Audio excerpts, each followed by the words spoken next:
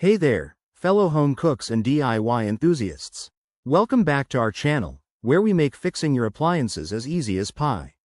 Today, we're tackling the GE Oven F9 error code, particularly for models from around 2025. If you've ever seen that frustrating F9 flashing on your oven display, you're not alone. It's a common issue that can halt your baking plans in their tracks.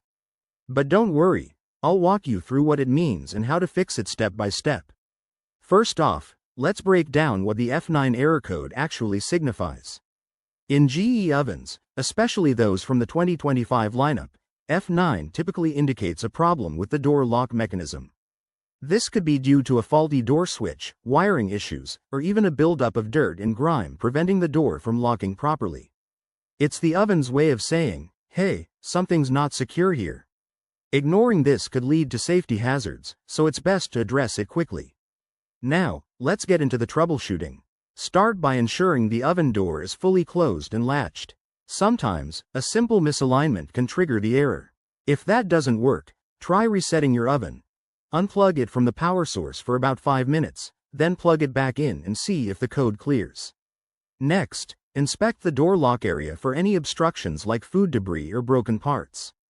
Use a flashlight to check carefully, and gently clean it with a soft cloth if needed. If the error persists, you might need to test the door lock switch with a multimeter, but if you're not comfortable with that, it's time to call in a professional technician. To prevent this error in the future, make it a habit to keep your oven clean and perform regular maintenance. Always ensure the door seals properly after use.